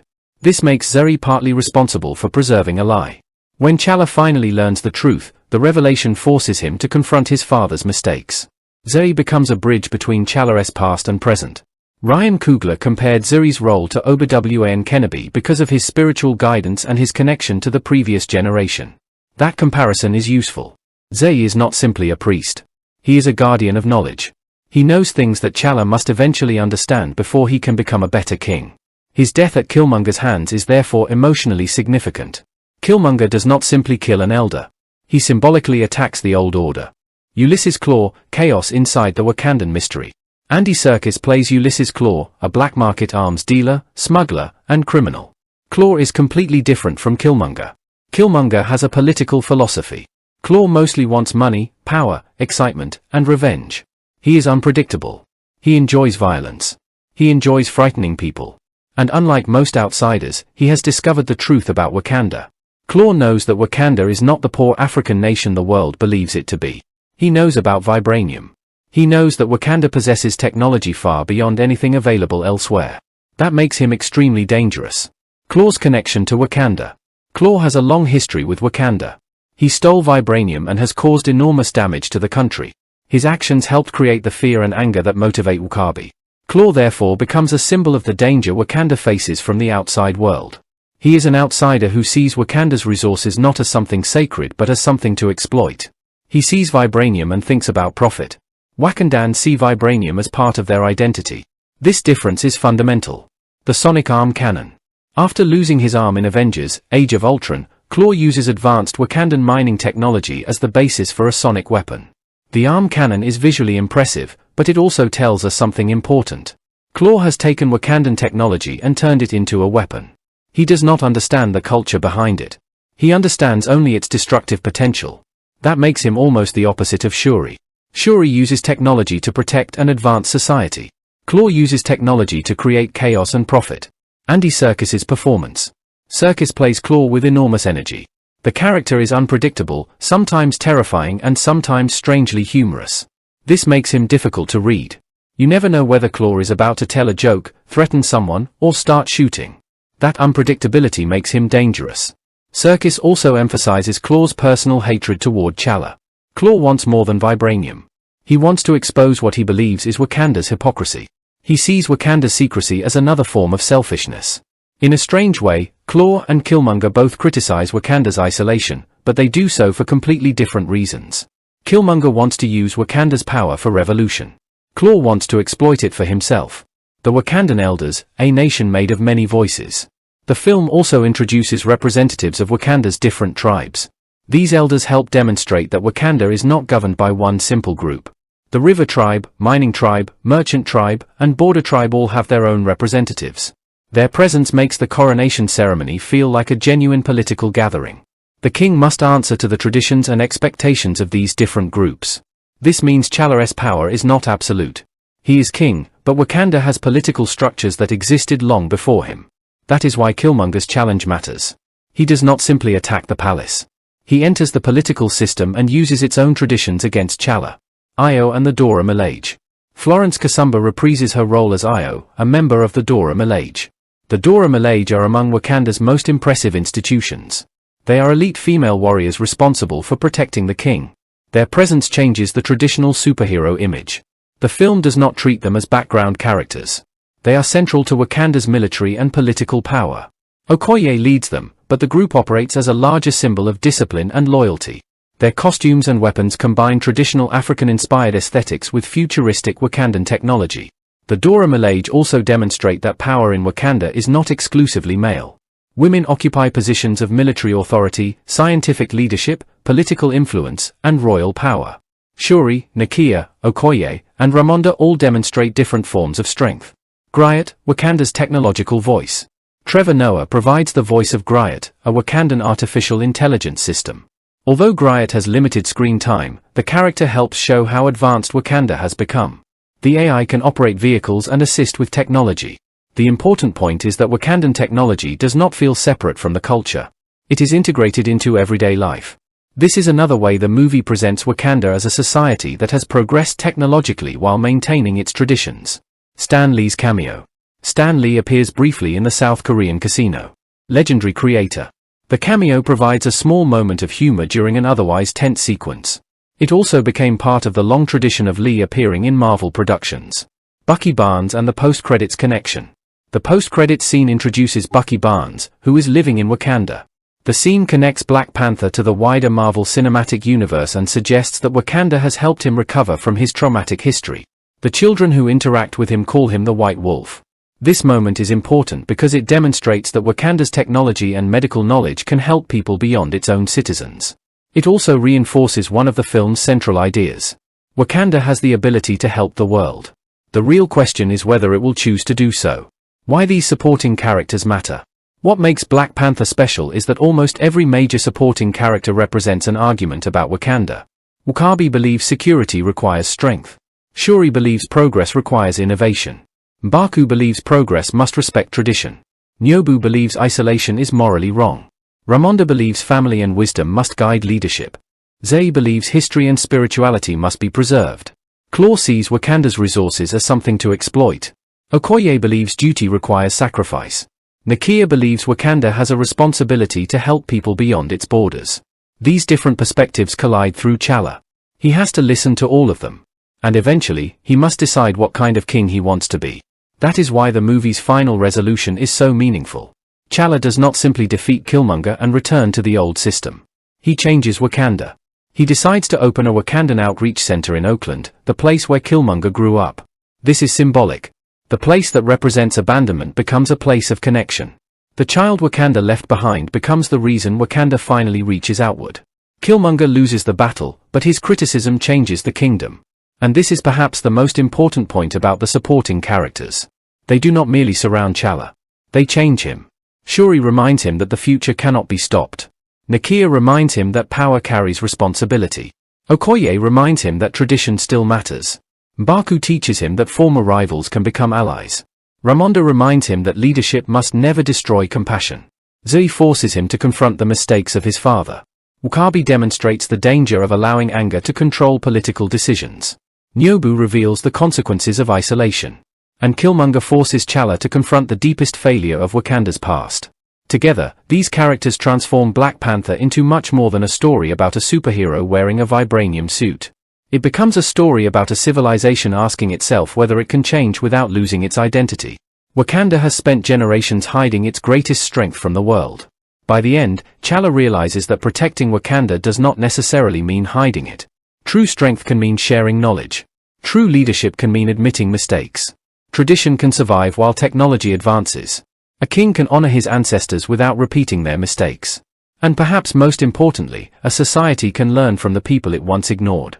That is why the characters of Black Panther remain so memorable. They represent different answers to the same question. What should Wakanda become? The movie never treats that question as simple. Instead, it allows its characters to argue, fight, fail, sacrifice, forgive, and ultimately evolve. Marvel phenomenon. The story behind Black Panther is almost as fascinating as the story told inside the movie itself. Long before Wakanda appeared on the big screen, before Chadwick Boseman stepped into the role of T'Challa, and before Ryan Coogler transformed the character into one of Marvel's most culturally significant films, there was a much older dream, to bring a major black superhero to Hollywood. That dream began in the early 1990s with actor Wesley Snipes. At a time when Hollywood rarely gave black comic book characters the same attention given to white superheroes, Snipes recognized that Black Panther had something unique. He was not simply a superhero fighting criminals in an American city. He was a king, a warrior, a scientist, and the protector of an extraordinary African nation that had never been conquered or culturally erased. For Snipes, this represented an opportunity to challenge the way Africa was traditionally portrayed in Hollywood. Instead of presenting Africa as a place defined by poverty, war, or helplessness, a Black Panther movie could imagine Africa as powerful, technologically advanced, culturally rich, and independent. Wakanda could become a completely different image of the continent. That idea was enormously ambitious, especially for the Hollywood of the 1990s. Wesley Snipes and the first Black Panther dream.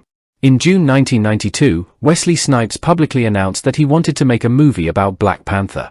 He began developing the project soon afterward, hoping to bring Marvel's character to an audience that had rarely seen a major black superhero on the big screen.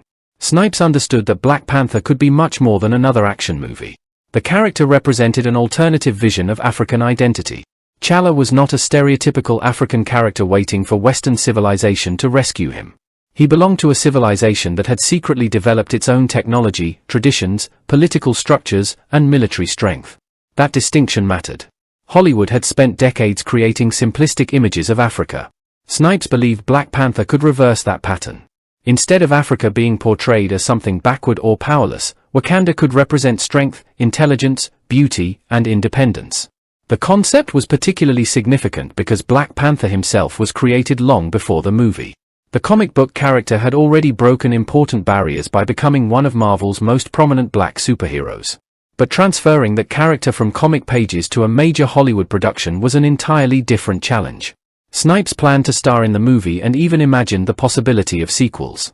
By the middle of the 1990s, he was talking to different filmmakers and writers about how the project could work. There were discussions with filmmakers such as Mario Van Peebles and John Singleton. These were major names, particularly in the context of black filmmaking and Hollywood at the time.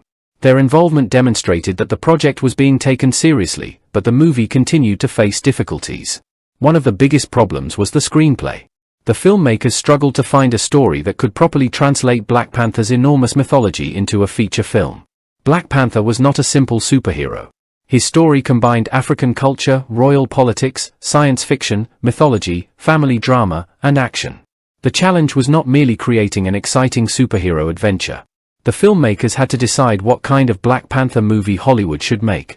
Stan Lee, one of Black Panther's creators, became involved during this early period. Yet by 1996, he acknowledged that he was not satisfied with the scripts being developed. Another strange obstacle also appeared: development problems and the long wait. By the late 1990s, Black Panther had appeared on Marvel's list of projects under development, but the movie still struggled to reach production. There were reports of Marvel hiring comic book editors to work on the project, although those individuals later denied being involved in the way reported.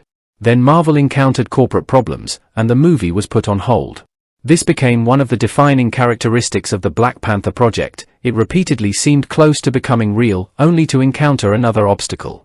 In 1999, Snipes was expected to produce the movie and potentially star in it. In 2000, Artisan Entertainment reached an agreement with Marvel to co-produce, finance, and distribute the project. For a moment, it seemed as if the movie might finally happen. But again, progress was slow.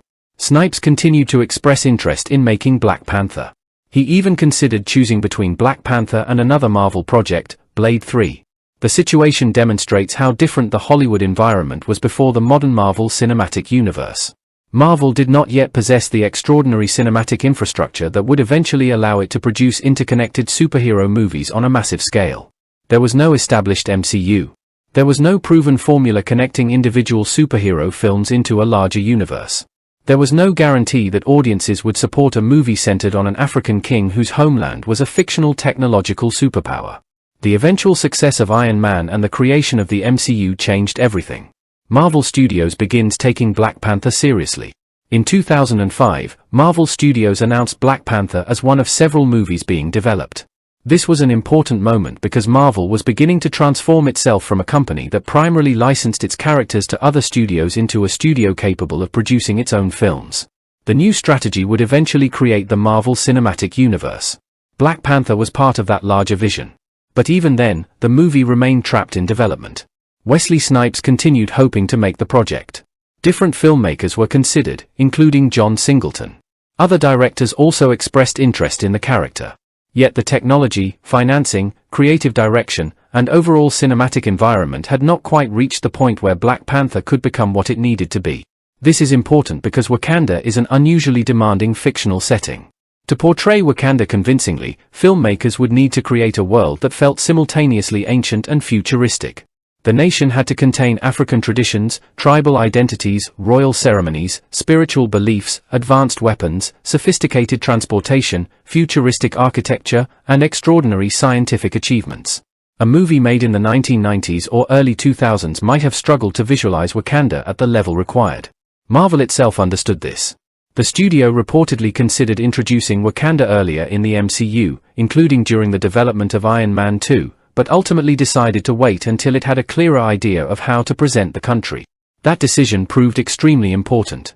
Rather than introducing Wakanda as a brief Easter egg, Marvel eventually built an entire movie around it. The turning point: Chadwick Boseman. The modern Black Panther project truly began taking shape when Chadwick Boseman was cast as T'Challa. In October 2014, Marvel officially announced Black Panther and revealed Boseman as the character. This was a major moment. Boseman did not simply receive another superhero role. He was being chosen to carry the first major Marvel film centered on a black superhero and a predominantly black cast. Before appearing in his own movie, however, Boseman would first introduce T'Challa to audiences in Captain America: Civil War. That was a smart decision. Instead of immediately asking audiences to understand the entire history of Wakanda, Marvel allowed viewers to meet T'Challa first. In Civil War, T'Challa is introduced as a prince grieving the death of his father. He is powerful, disciplined, intelligent, and emotionally controlled. His personal tragedy connects him to the larger conflict of the film. By the time Black Panther arrived, audiences already understood that T'Challa was more than a costumed superhero.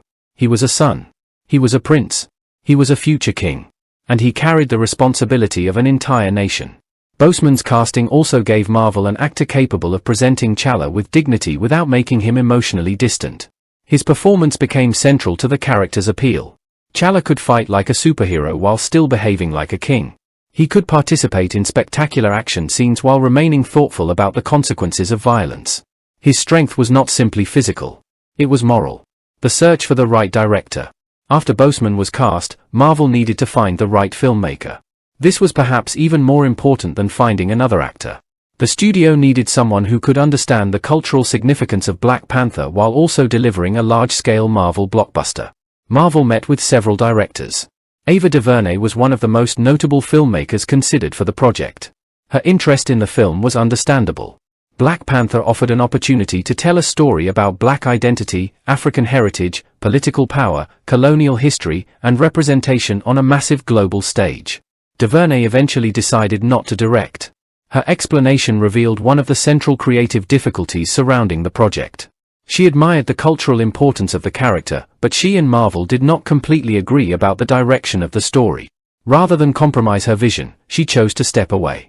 That decision showed just how important creative control was going to be.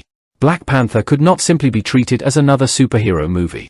It needed a filmmaker who could combine Marvel's blockbuster formula with a personal understanding of the themes. That filmmaker eventually became Ryan Coogler.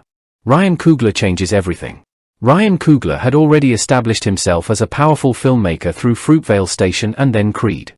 Creed was particularly important because it demonstrated that Coogler could work within an established franchise while still giving the story emotional depth. Marvel initially considered Coogler, but negotiations cooled. Then Creed became a major success. Marvel returned to the conversation. This time, the partnership worked. Coogler became the director of Black Panther, and Joe Robert Cole joined him as a writer. The importance of this decision cannot be overstated. Coogler did not approach Black Panther as simply a story about a man wearing a high-tech suit. He saw the movie as a story about family, identity, history, responsibility, isolation, and the consequences of ignoring suffering beyond one's borders. Those ideas eventually became the heart of the film. The central conflict between T'Challa and Killmonger became much more complicated than a traditional hero versus villain confrontation. Killmonger was not simply evil. He was wrong in devastating ways, but his anger came from genuine historical and emotional wounds. His father had been killed, he had been abandoned, and he had grown up witnessing the struggles of black communities outside Wakanda. T'Challa, meanwhile, inherited a nation that had protected itself by remaining hidden. Coogler recognized that these two characters could represent competing answers to the same question. What responsibility does Wakanda have toward the rest of the world? That question gave the superhero movie political and emotional weight. The story becomes a debate about isolation. Wakanda's secrecy is one of the most fascinating ideas in the movie. For generations, Wakanda had hidden its true abilities. The country possessed vibranium, an extraordinary resource that allowed its people to develop technologies far beyond those of other nations. Yet Wakanda deliberately presented itself as a poor and technologically undeveloped African country. The purpose was protection. If the world discovered Wakanda's wealth, enemies might invade. Governments might attempt to control its resources. Colonial powers might try to exploit it. So Wakanda survived by remaining hidden. But the movie asks whether survival is enough. Nakia believes Wakanda should help people outside its borders. T'Challa initially struggles with this idea. Killmonger takes the opposite position. He believes Wakanda has a moral obligation to use its power to fight oppression worldwide. But his solution is violent domination. This creates the central moral conflict of the movie. T'Challa and Killmonger both recognize injustice. They simply respond to it differently. T'Challa eventually realizes that Wakanda cannot remain isolated forever. However, he also rejects Killmonger's plan for global revolution through violence. The solution becomes something more constructive. Wakanda will reveal itself and use its resources to help others. This evolution transforms T'Challa from a traditional king into a modern leader. The creation of Wakanda. One of the greatest challenges facing the filmmakers was making Wakanda feel real. The country needed to look futuristic without losing its African identity. That meant the production designers and costume designers had to create an entirely new visual language. Wakanda could not simply look like a futuristic Western city with African decorations added afterward.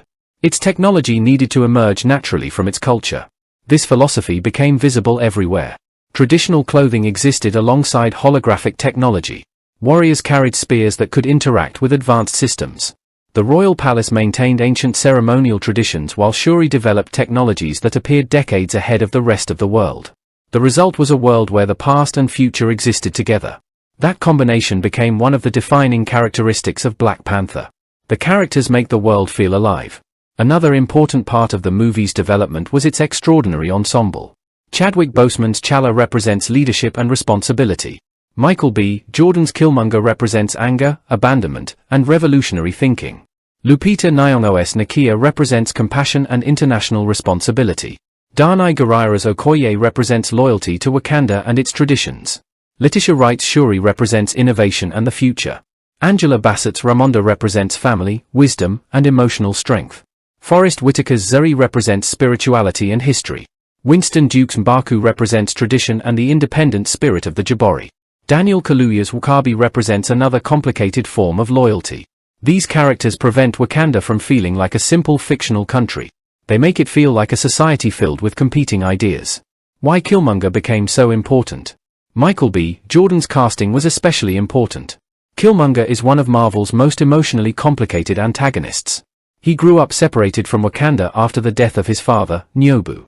Unlike T'Challa, he did not experience Wakanda as a protected homeland. He experienced the world outside it. He witnessed violence, inequality, and oppression. He became a highly trained military operative and eventually returned to Wakanda with an enormous amount of anger. Jordan prepared for the role by studying historical figures and cultural personalities associated with Black political thought and resistance. His performance was designed to make Killmonger feel intelligent and dangerous rather than simply aggressive. His scars visually communicate his history of violence. Each scar represents a kill, turning his body into a record of his experiences. This makes his physical appearance part of the storytelling. Killmonger literally carries his past on his skin. The film's production becomes a cultural event. Once Coogler and the cast came together, Black Panther became something larger than a standard Marvel production. It was the first Marvel Studios film directed by a black filmmaker and featuring a predominantly black cast. That distinction carried enormous cultural significance. The movie did not treat black identity as a side element. It placed black characters, African-inspired cultures, black women warriors, African technology, African languages, and African political ideas at the center of a major Hollywood blockbuster. That was revolutionary for mainstream superhero cinema. The movie also avoided presenting Wakanda as a simplistic fantasy version of Africa. Instead, it created different tribes with different traditions. The Jabari were particularly important. M'Baku and his people lived apart from the rest of Wakanda and maintained a stronger connection to older traditions. Their existence demonstrated that Wakanda itself was not culturally uniform. There were disagreements within the nation. There were different philosophies. There were competing interpretations of tradition. That made the country feel much more believable. The film's journey toward release. As production progressed, anticipation increased dramatically. Audiences had already seen Boseman as T'Challa in Civil War, but they had never seen Wakanda fully explored. The trailers revealed futuristic cities, powerful warriors, advanced aircraft, colorful costumes, and enormous battles. They also revealed something else: the movie had personality. Shuri's humor, Okoye's confidence, M'Baku's intensity, Nakia's compassion, and Killmonger's charisma made the film feel different from many previous superhero movies. The movie's visual identity became immediately recognizable. Its soundtrack, led by Kendrick Lamar and influenced by African musical traditions, further reinforced its cultural identity. Everything from the costumes to the production design was contributing to the same message. This was not simply another superhero world. This was Wakanda. Why the long development was important. Looking back, the decades of delays may actually have helped the movie. If Black Panther had been made in the early 1990s, it would have been a very different film. The technology would have been different. The visual effects would have been different. The superhero genre itself would have been different. Most importantly, the cultural conversation surrounding black representation in Hollywood had changed. By the time Ryan Coogler made the film, audiences were ready for a story that could discuss race, history, African identity, colonialism, inequality, and political responsibility while still delivering a spectacular superhero adventure. Marvel also had the resources to make Wakanda visually convincing. The MCU had become an enormous interconnected universe. That meant T'Challa was not entering an empty cinematic landscape. He was entering a world audiences already understood. His appearance in Civil War had prepared them. The eventual result was a movie that could stand on its own while also functioning as an important part of the MCU. The meaning of the Black Panther project. The journey from Wesley Snipes' original dream to Chadwick Boseman's performance demonstrates how long Hollywood sometimes takes to recognize the potential of an idea. Snipes saw the potential decades earlier. He understood that Black Panther could challenge stereotypes about Africa and black characters. But the industry needed time to catch up. The eventual movie did more than introduce a superhero. It created a world where African culture was associated with technological brilliance, military power, political independence, beauty, intelligence, and tradition. At the same time, the film did not pretend that Wakanda's success came without consequences. Its greatest weakness was also its greatest strength. Wakanda's isolation had protected it, but isolation had also prevented it from helping others. That tension became the foundation of T'Challa's character arc. He begins as a king determined to protect what his ancestors built. He ends as a leader willing to change the nation's relationship with the world. A dream that finally became reality. The development history of Black Panther is ultimately a story about persistence. Wesley Snipes imagined the possibility in the early 1990s. Writers and directors came and went. Studios changed. Marvel's business strategy transformed. The project was delayed repeatedly. Different filmmakers considered it. Different versions of the screenplay were developed. Yet the character remained. Eventually, Marvel found Chadwick Boseman. Then it found Ryan Coogler. Then the pieces finally came together. The result was a movie that transformed a decades-old idea into a global cultural event. Black Panther was not important simply because it was successful. It was important because of what its success demonstrated. Audiences around the world were willing to embrace a superhero story centered on African-inspired culture, black characters, political ideas, family conflict, and a fictional African civilization. The movie proved that representation did not have to come at the expense of entertainment. It could actually make a blockbuster more powerful. And at the center of it all was T'Challa. He represented a bridge between tradition and modernity, between isolation and responsibility, between the old Wakanda and the future Wakanda. His story became possible because countless filmmakers, actors, writers, designers, and Marvel executives kept returning to the same basic idea: Black Panther deserved to exist on the biggest possible cinematic stage. After decades of development, that idea finally became reality. And when audiences finally entered Wakanda, they were not simply watching the arrival of another Marvel superhero. The box office story of Black Panther is almost as remarkable as the movie itself. When Marvel Studios released the film in February 2018, expectations were already enormous. Audiences had been introduced to Chadwick Boseman's T'Challa in Captain America: Civil War, and the trailers had created tremendous curiosity about Wakanda, its technology, its warriors, and its royal family. Yet nobody could know exactly how far the film would go. What happened was extraordinary. Black Panther ultimately earned about $1.35 billion worldwide, with approximately $700.4 million coming from the United States and Canada and another $649.5 million from international markets. That was not simply a successful opening for a superhero film. It transformed Black Panther into one of the biggest cinematic events of its era. The numbers tell only part of the story. Behind those numbers was an unusual combination of factors: years of anticipation, the enormous popularity of the Marvel Cinematic Universe, Chadwick Boseman's growing popularity, Ryan Coogler's reputation, the cultural importance of the film, enthusiastic word of mouth, and an audience that wanted to experience Wakanda on the biggest screen possible. The anticipation before release. Before Black Panther reached theaters, there was already a sense that something unusual was happening. Marvel movies were normally successful, but Black Panther generated a different kind of excitement. The movie was centered on an African king and featured a predominantly black cast. Its world was unlike anything previously presented on such a massive superhero scale. The trailers introduced viewers to T'Challa, Shuri, Nakia, Okoye, M'Baku, W'Kabi, Killmonger, and the technologically advanced nation of Wakanda. The response was immediate. People were not only interested in seeing another Marvel superhero. They wanted to see a world that had been largely absent from mainstream blockbuster cinema. The film therefore became a cultural event before it even opened. This enthusiasm eventually became visible in ticket sales. The incredible pre-sale performance. One of the clearest signs that Black Panther was going to be enormous came from advanced ticket sales. Fandango reported that the film achieved the fourth highest pre-sale total in the site's history at the time. More importantly, it became the site's top pre-seller for a superhero film and also established major records for a February release and a first quarter release. The significance of this is easy to understand. Usually, movie studios have to convince audiences to buy tickets after a film's marketing campaign has reached its peak. But Black Panther had already generated an enormous audience before opening weekend. The first 24 hours of pre-sales on Fandango were particularly impressive, becoming the biggest first-day Marvel pre-sale performance on the site at that point.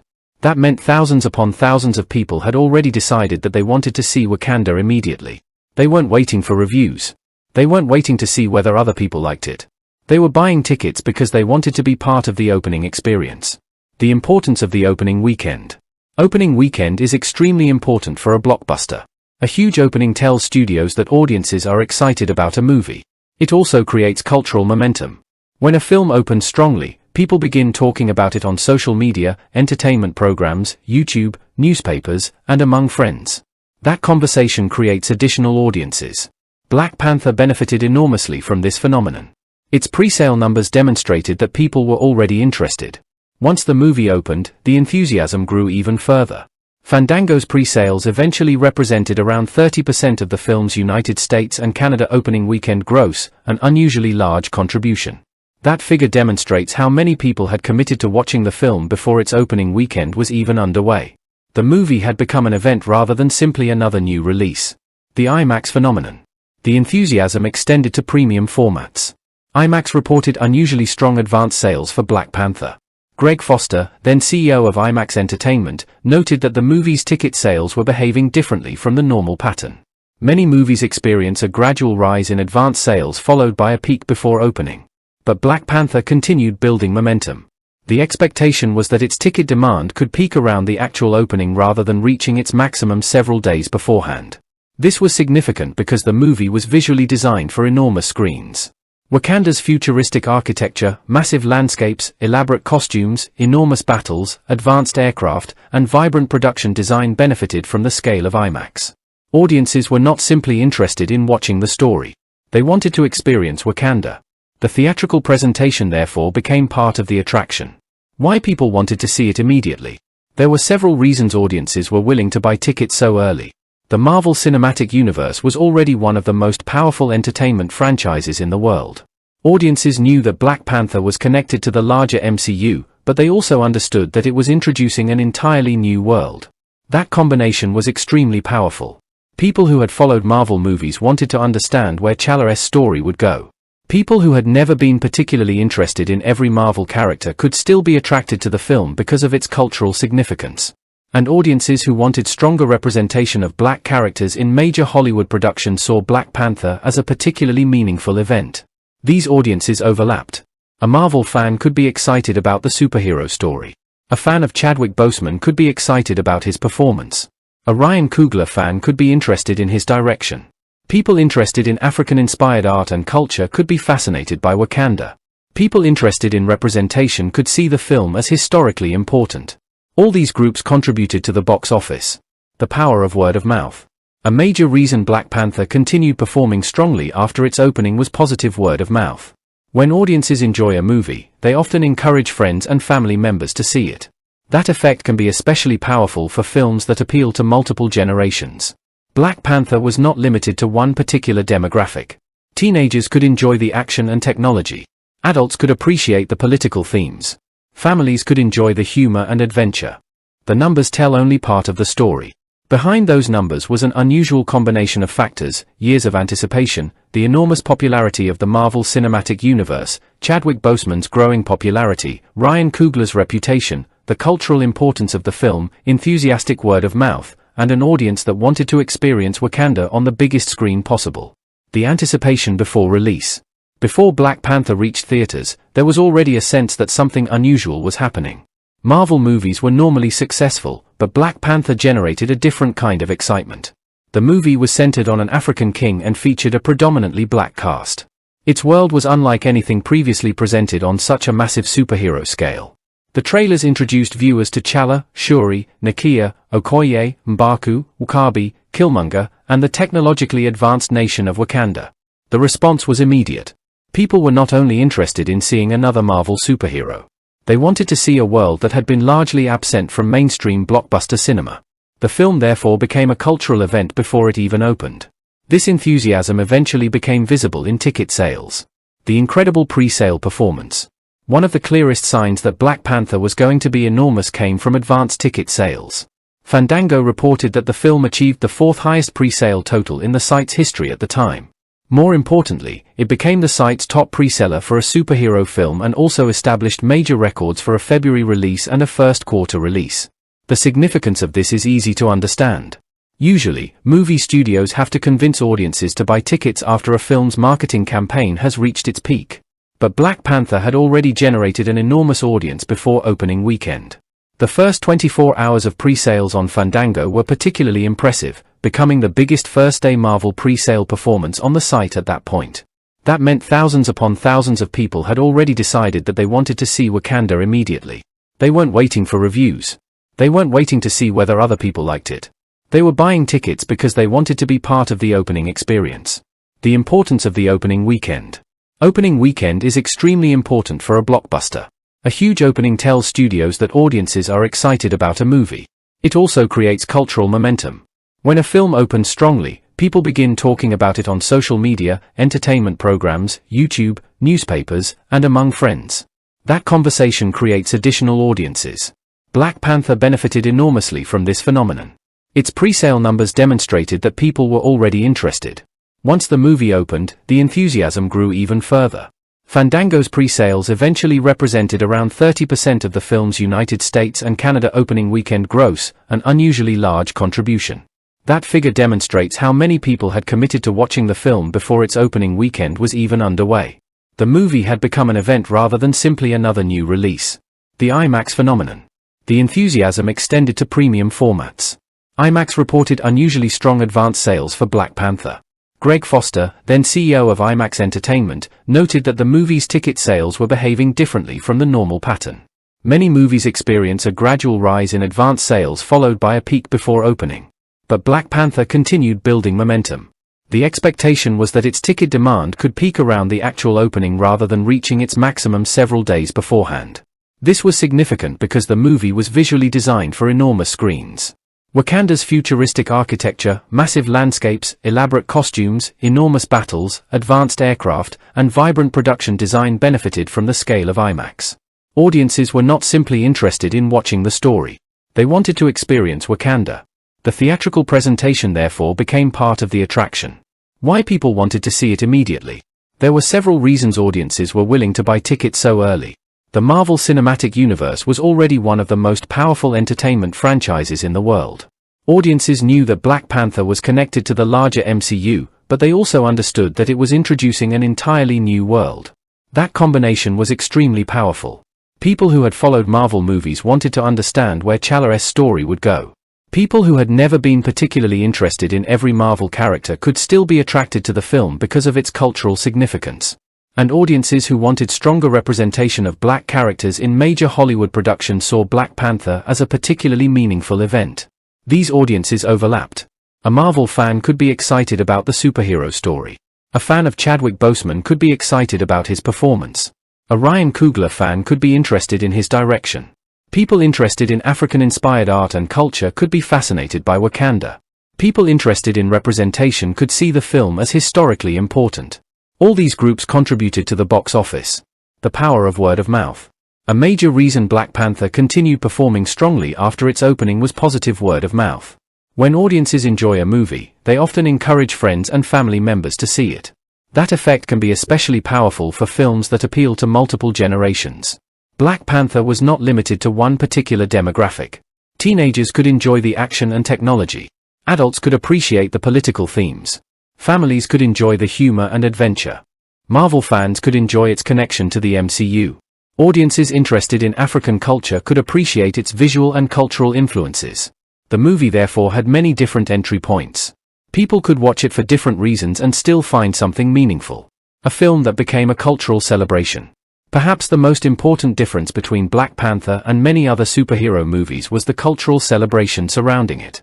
The film was not marketed merely as another Marvel adventure. Its costumes, music, characters, African-inspired visual language, and depiction of Wakanda all contributed to a feeling that audiences were witnessing something unusual. The result was visible in theaters. People attended screenings wearing clothing inspired by African fashion or Wakandan characters. Groups organized special screenings. Schools, communities, organizations, and families treated the theatrical experience as a collective celebration. This helped create additional demand. The movie was no longer something people simply watched. It became something people participated in. The strength of the domestic market. The United States and Canada were especially important to the film's financial success. The movie earned approximately $700.4 million domestically. That number is extraordinary because the domestic market is often extremely competitive. A movie has to maintain audience interest week after week rather than depending only on its opening. Black Panther demonstrated remarkable staying power. Its opening audience did not disappear after the first weekend. Instead, the film continued attracting moviegoers. People who had not seen it immediately heard positive reactions and went later. Others returned for repeat viewings. The movie's cultural conversation continued growing. This helped transform a massive opening into an enormous overall domestic total that demonstrates that the movie's appeal was not limited to North America. Audiences around the world connected with the characters, the superhero action, the family drama, and the world of Wakanda. This is especially important because Hollywood blockbusters often depend heavily on international markets. A film needs to travel beyond its original cultural environment if it wants to reach the highest levels of global box office. Black Panther managed to do that while remaining deeply connected to African-inspired cultural ideas. That was an impressive achievement. The film proved that a story with a strong cultural identity could still become a global blockbuster, crossing the billion-dollar barrier. Eventually, Black Panther crossed the enormous $1 billion worldwide milestone. At that point, the film entered an elite group of movies that had demonstrated extraordinary global popularity. For Marvel Studios, this was another major achievement. But the importance of the milestone went beyond Marvel. A film centered on a black superhero, featuring a predominantly black cast, and directed by a black filmmaker had reached the billion-dollar level. That challenged assumptions about what kinds of stories could become global blockbusters. For decades, Hollywood executives had often worried that films centered on black characters would have limited international appeal. Black Panther provided powerful evidence against that assumption. The audience was enormous, becoming the highest-grossing film by a black director. One of the film's most notable achievements was becoming the highest-grossing film directed by a black filmmaker at the time. This made Ryan Coogler's accomplishment particularly significant. Coogler had already demonstrated his talent with smaller, emotionally driven films. But Black Panther required him to operate on an enormous scale. He had to direct major action sequences, complex visual effects, large crowds, elaborate sets, international locations, futuristic technology, and an extensive ensemble cast. At the same time, he had to preserve the emotional core of the story. The result demonstrated that a filmmaker known for intimate character-driven movies could successfully handle one of Hollywood's biggest productions. The financial results confirmed that audiences were willing to follow him onto that larger stage. The meaning behind the $1.35 billion. The worldwide total of approximately $1.35 billion is impressive by itself. But the more interesting question is why the number became so large. The answer is not simply Marvel. Marvel's brand certainly helped. The MCU had already established an enormous audience. But the film's performance indicates that other factors were equally important.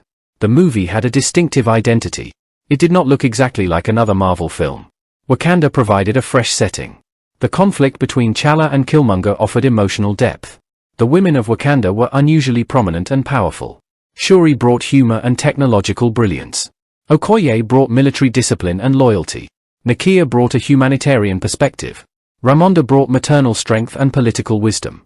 The movie therefore offered audiences something they had not previously experienced in the MCU in quite the same way. The importance of repeat viewing. Another factor in the film's success was repeat viewing. Some audiences did not stop at one theatrical visit. They returned to see the movie again, sometimes with different groups of friends or family members. Repeat viewing can significantly increase a film's total revenue. A person who watches a movie once contributes 1 ticket. A person who watches it 3 times contributes 3 tickets. When multiplied across a huge audience, the financial effect becomes enormous. The visual spectacle encouraged repeat viewing because audiences could notice different details on subsequent visits. The costumes, technology, background characters, music, jokes, and world-building contained many elements that became more interesting after the first viewing. The role of Fandango and other ticket sellers. The extraordinary Fandango numbers also demonstrate how modern ticket purchasing can influence box office performance. Advance sales provide studios with an early indication of audience demand. When a movie is selling enormous numbers of tickets before opening, theaters can respond by adding more showtimes. More showtimes create greater capacity.